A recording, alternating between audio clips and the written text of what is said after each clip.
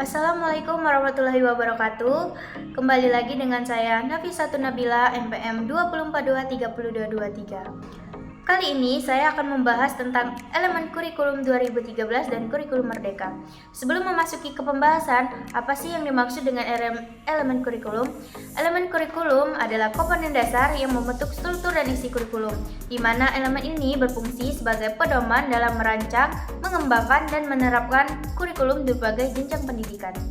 Yang pertama, elemen kurikulum 2013. Yang kedua, fokus pada pengembangan siswa. Yang ketiga, struktur kurikulum 2013. Yang pertama, elemen kurikulum 2013.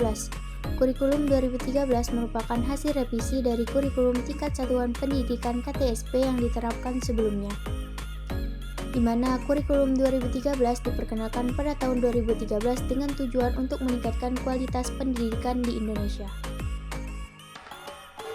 Kurikulum 2013 dirancang untuk mengatasi kelemahan KTSP yang dianggap terlalu padat dan kurang menekan pada pengembangan kompetensi siswa secara holistik. Yang kedua, fokus pada pengembangan kompetensi siswa. Kurikulum 2013 berfokus pada pengembangan 3 ranah kompetensi siswa. Yang pertama sikap, yang kedua pengetahuan, dan yang ketiga keterampilan. Yang pertama sikap. Kurikulum 2013 menekankan pada pembentukan karakter siswa melalui pengembangan sikap seperti jujur, disiplin, tanggung jawab, dan toleransi.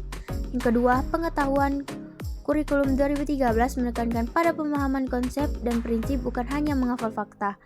Dan yang ketiga, keterampilan.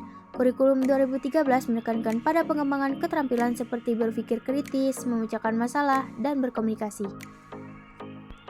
Yang ketiga, struktur kurikulum 2013. Yang pertama, kompetensi inti merupakan standar kompetisi yang harus dicapai oleh siswa pada setiap jenjang pendidikan.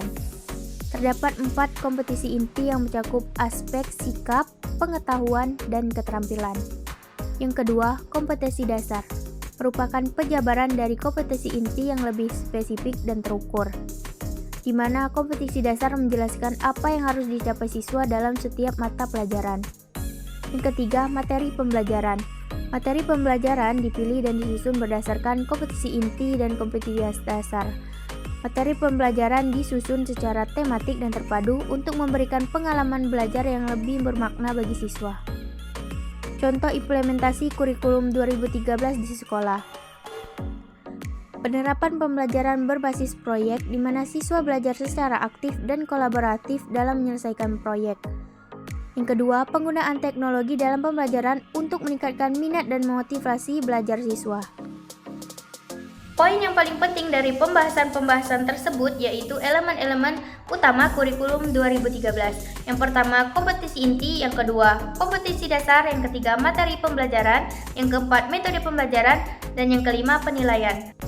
Elemen-elemen utama kurikulum 2013. Kompetisi inti merupakan standar kompetisi yang harus dicapai oleh siswa pada setiap jenjang pendidikan. Terdapat 4 kompetisi inti yang mencakup aspek sikap, pengetahuan, dan keterampilan. Yang pertama, menerima dan menjalankan ajaran agama yang dianutnya. Contoh, siswa dapat memahami dan mempraktikkan ajaran agama dalam kehidupan sehari-hari. Yang kedua, menunjukkan perilaku jujur, disiplin, tanggung jawab, santun, peduli, dan percaya diri dalam berinteraksi dengan lingkungan sosial dan alam. Contoh, siswa dapat bekerja sama dalam kelompok, menghargai pendapat orang lain, dan menjaga kebersihan lingkungan.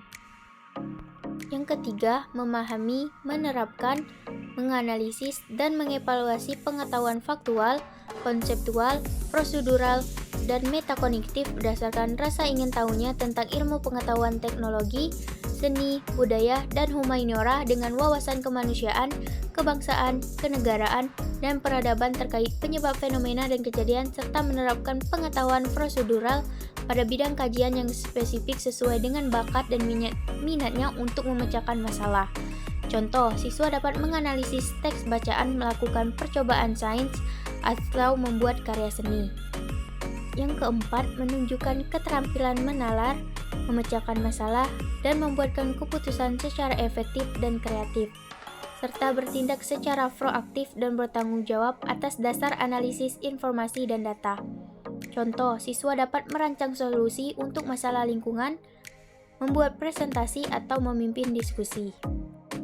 Yang kedua, kompetensi dasar, merupakan penjabaran dari kompetisi inti yang lebih spesifik dan terukur, di mana kompetisi dasar menjelaskan apa yang harus dicapai siswa dalam setiap mata pelajaran. Kompetisi dasar dirumuskan berdasarkan kompetisi inti dan disesuaikan dengan karakteristik mata pelajaran.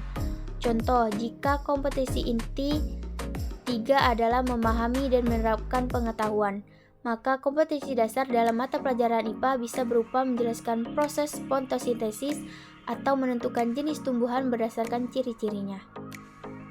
Yang ketiga, materi pembelajaran.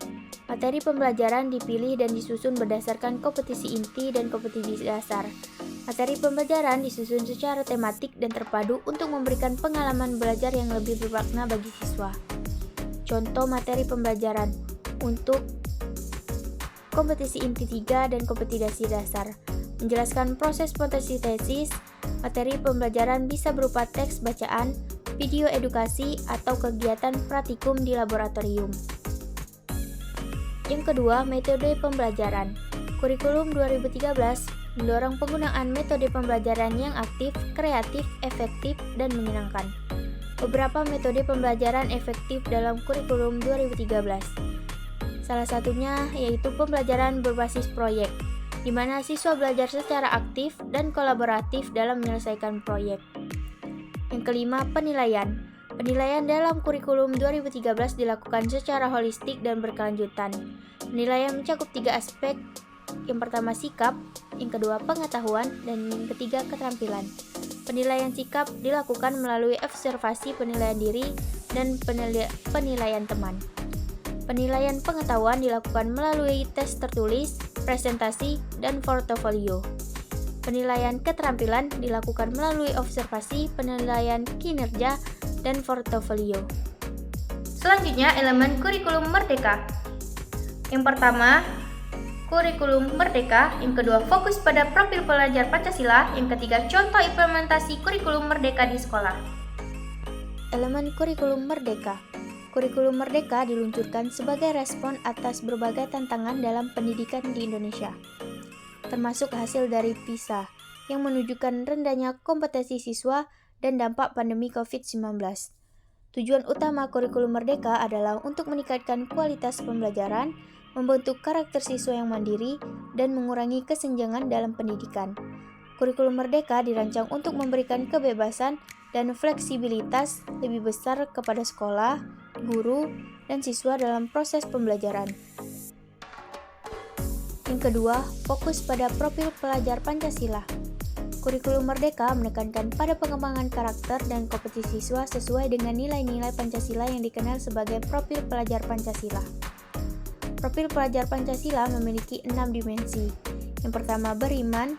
Yang kedua, bertakwa kepada Tuhan Yang Maha Esa dan berakhlak mulia, berkebinekaan global, bergotong royong, mandiri, bernalar kritis, dan kreatif. Kurikulum merdeka mendorong kegiatan pembelajaran yang dapat mengembangkan 6 dimensi profil pelajar Pancasila, seperti proyek penguatan profil pelajar Pancasila. Elemen-elemen utama dari kurikulum merdeka. Yang pertama, profil pelajar Pancasila. Yang kedua, capaian pembelajaran. Yang ketiga, alur tujuan pembelajaran. Yang keempat, penguatan profil pelajar Pancasila. Dan yang kelima, asesmen. Elemen-elemen utama kurikulum merdeka. Yang pertama, profil pelajar Pancasila. Yang pertama, beriman, bertakwa kepada Tuhan Yang Maha Esa, dan berakhlak mulia. Siswa memiliki keyakinan dan nilai-nilai agama yang kuat serta menerapkannya dalam kehidupan sehari-hari. Contoh pembelajaran tentang toleransi antar agama. Yang kedua, bergotong royong. Siswa memiliki kemampuan bekerja sama, saling membantu, dan menyelesaikan masalah bersama. Contoh kegiatan kerja kelompok. Yang ketiga, bernalar kritis. Siswa mampu menganalisis informasi, berpikir logis, dan memecahkan masalah secara sistematis. Contoh diskusi di kelas tentang isu terkini. Yang keempat, berkebinekaan global. Siswa menghargai dan memahami keragaman budaya, suku, dan agama serta mampu berinteraksi dengan budaya lain secara positif. Contoh proyek tentang budaya lokal. Yang kelima, mandiri. Siswa memiliki inisiatif bertanggung jawab dan mampu menyelesaikan masalah secara mandiri. Contoh pembelajaran berbasis proyek. Yang keenam, kreatif. Siswa memiliki ide-ide baru, inovatif, dan mampu menghasilkan karya yang original. Contoh lomba desain atau sejenisnya. Yang kedua, capaian pembelajaran. Perbedaan capaian pembelajaran dengan kompetisi dasar merupakan kompetisi yang harus dicapai siswa di akhir setiap fase pembelajaran. Capaian pembelajaran lebih luas dan bersifat holistik, mencakup pengetahuan, keterampilan, dan sikap. Sedangkan kompetisi dasar merupakan bagian dari capaian pembelajaran yang lebih spesifik dan terukur, di mana kompetisi dasar menggambarkan kompetisi yang ingin dicapai siswa dan satu mata pelajaran. Contoh capaian pembelajaran, siswa mampu memahami konsep dasar matematika dan menerapkannya dalam kehidupan sehari-hari. Contoh dari kompetisi dasar, siswa mampu menyelesaikan soal persamaan linier atau variabel. Yang ketiga, alur tujuan pembelajaran.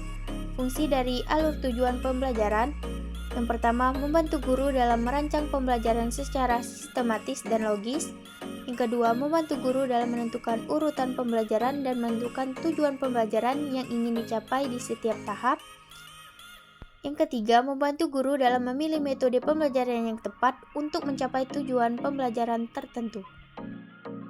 Yang kelima, penguatan profil pelajar Pancasila, yang disebut konsep P5, merupakan kegiatan pembelajaran yang dirancang untuk memperkuat profil pelajar Pancasila. P5 dirancang dengan tema-tema yang relevan dengan kehidupan nyata dan memberikan kesempatan bagi siswa untuk belajar secara aktif, kreatif, dan kolaboratif. Contoh implementasi, yang pertama, proyek tentang pengelolaan sampah organik untuk meningkatkan kesadaran lingkungan.